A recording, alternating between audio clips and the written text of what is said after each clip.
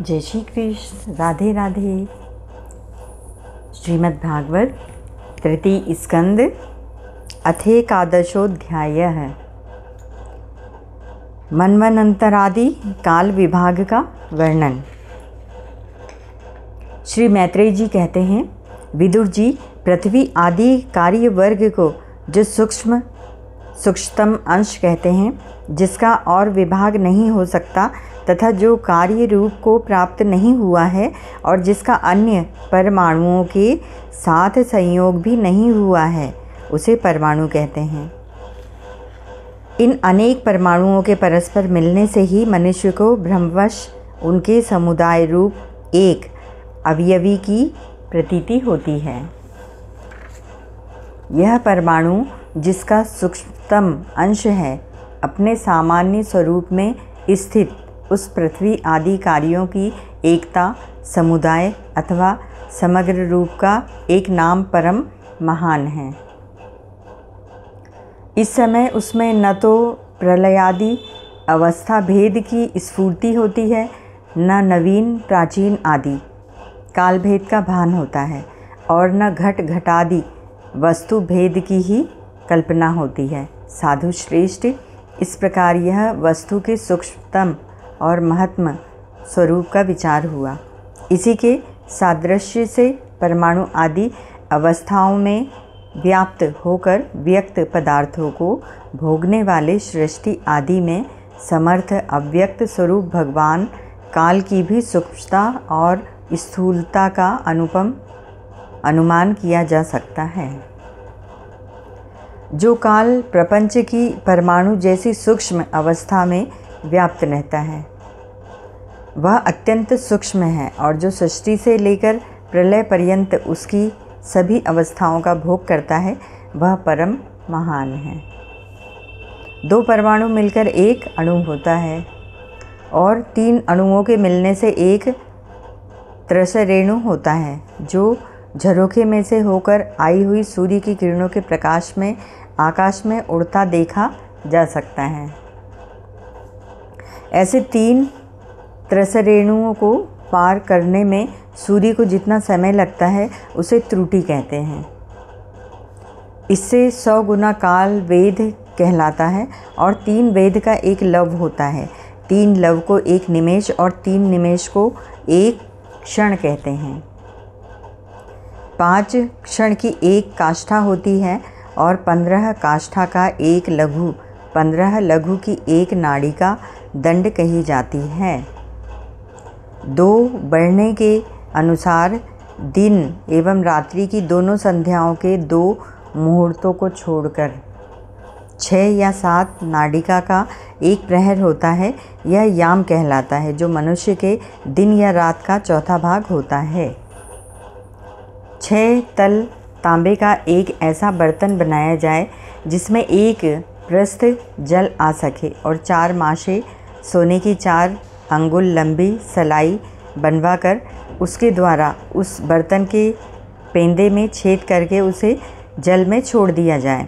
जितने समय में एक प्रस्थ जल उस बर्तन में भर जाए, वह बर्तन जल में डूब जाए, उतने समय को एक नाडिका कहते हैं।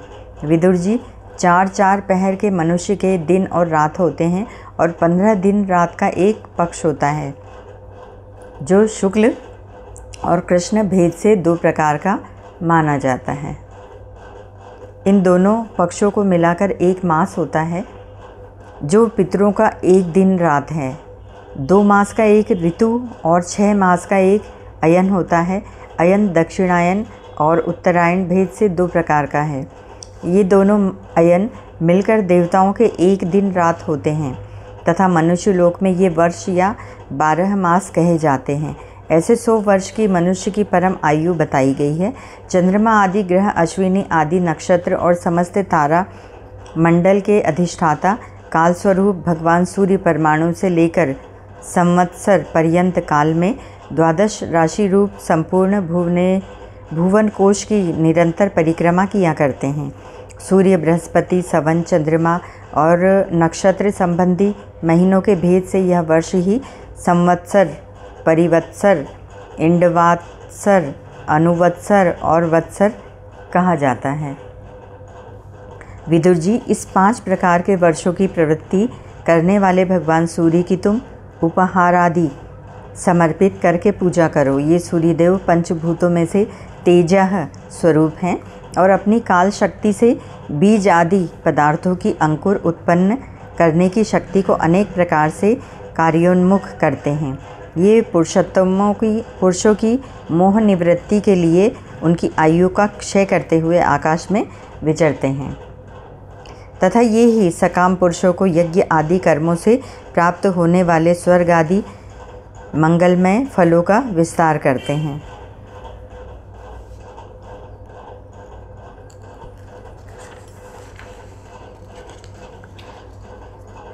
विदुर जी ने कहा, मुनिवर, आपने देवता, पितर और मनुष्यों की परम आयु का वर्णन तो किया। अब जो सनकादि ज्ञानी मुनिजन त्रिलोकी से बाहर कल्प से भी अधिक काल तक रहने वाले हैं, उनकी भी आयु का वर्णन कीजिए। आप भगवान काल की गति भली भांति जानते हैं, क्योंकि ज्ञानी लोग अपनी योग सिद्ध दिव्य दृष्टि से सारे संसार को देख लेते हैं। मैत्रेय जी ने कहा, विदुर जी, सतयुग, त्रेता, द्वापर और कली, ये 4 युग अपनी संध्या और संध्यांशों के सहित देवताओं के 12 सहस्र वर्ष तक रहते हैं, ऐसा बताया गया है। इन सत्यादि चारों युगों में क्रमशः 4, 3, 2 और 1 सहस्र दिव्य वर्ष होते हैं और प्रत्येक में जितने सहस्र वर्ष होते हैं उससे दुगने 100 वर्ष उनकी संध्या और संध्यांशों में होते हैं। युग की आदि में संध्या होती है और अंत में संध्यांश। इनकी वर्ष गणना सैकड़ों की संख्या में बताई गई है। इनके बीच का जो काल होता है उसी को काल वेत्ताओं ने युग कहा है। प्रत्येक युग में एक एक विशेष धर्म का विधान पाया जाता है। सतयुग के मनुष्यों में धर्म अपने चारों चरणों से रहता है। फिर अन्य युगों में धर्म की वृद्धि होने से उसका एक एक चरण क्षीण होता जाता है। प्यारे विदुर जी, त्रिलोकी से बाहर महरलोक से ब्रह्मलोक पर्यंत यहाँ की 1 सहस्र चतुर्युगी का एक दिन होता है और इतनी ही बड़ी रात्रि होती है जिसमें जगतकर्ता ब्रह्मा जी शयन करते हैं। उस रात्रि का अंत होने पर इस लोक का कल्प आरंभ होता है। उसका क्रम जब तक ब्रह्मा जी का दिन रहता है तब तक चलता रहता है। उस एक कल्प में 14 मनु हो जाते हैं। प्रत्येक मनु 71 चतुर्युगी से कुछ अधिक काल तक अपना अधिकार भोगता है। प्रत्येक मनवंतर में भिन्न भिन्न मनुवंशी राजा लोग, सप्तऋषि, देवगण, इंद्र और उनके अनुयायी गंधर्वादि साथ ही अपना अधिकार भोगते हैं। यह ब्रह्मा जी की प्रतिदिन की सृष्टि है जिसमें तीनों लोगों की रचना होती है। इसमें अपने अपने कर्मानुसार पशु पक्षी, मनुष्य, पितर और देवताओं की उत्पत्ति होती है। इन मनवंतरों में भगवान सत्वगुण का आश्रय ले अपनी मनु आदि मूर्तियों के द्वारा पौरुष प्रकट करते हुए इस विश्व का पालन करते हैं।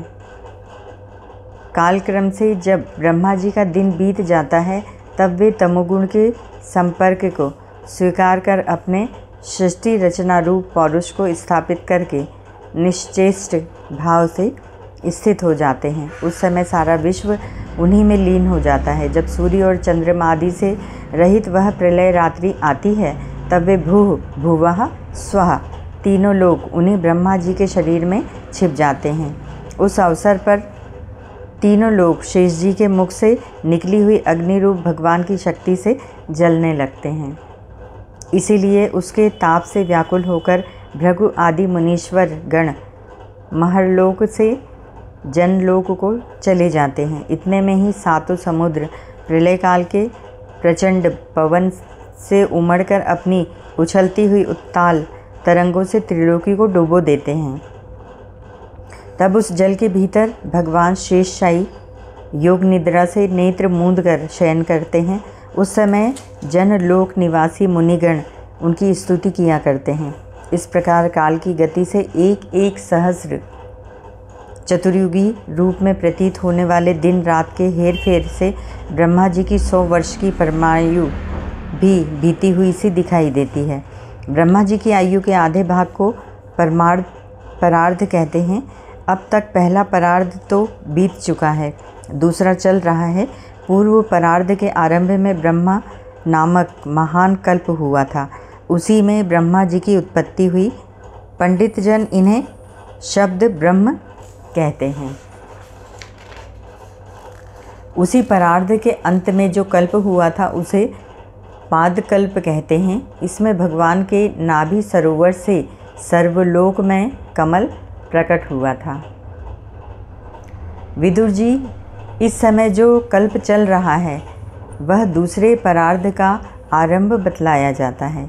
यह वराह कल्प नाम से विख्यात है। इसमें भगवान ने सूकर रूप धारण किया था। यह 2 परार्ध का काल अव्यक्त अनंत अनादि विश्वात्मा श्रीहरि का एक निमेष माना जाता है। यह परमाणु से लेकर द्विपरार्ध पर्यंत फैला हुआ काल सर्वसमर्थ होने पर भी सर्वात्मा श्रीहरि पर किसी प्रकार की प्रभुता नहीं रखता। यह तो देहादि में अभिमान रखने वाले जीवों का ही शासन करने में समर्थ हैं। प्रकृति, महत्व, अहंकार और पंच तन्मात्र, इन 8 प्रकृतियों के सहित 10 इंद्रियां, मन और पंचभूत, इन 16 विकारों से मिलकर बना हुआ यह ब्रह्मांड कोश भीतर से 50 करोड़ योजन विस्तार वाला है तथा इसके बाहर चारों उत्तरोत्तर 10-10 गुने 7 आवरण हैं। उन सब के सहित यह, जिसमें परमाणु के समान पड़ा हुआ दिखता है और जिसमें ऐसी करोड़ों ब्रह्मांड राशियां हैं, वह इन प्रधानादि समस्त कारणों का कारण अक्षय ब्रह्म कहलाता है और यही पुराण पुरुष परमात्मा श्री विष्णु भगवान का श्रेष्ठ धाम स्वरूप है। इति श्रीमद्भागवते महापुराणे परमहंस्यां संहितायां तृतीय स्कंधे 11 हरि ओम तत्सत्।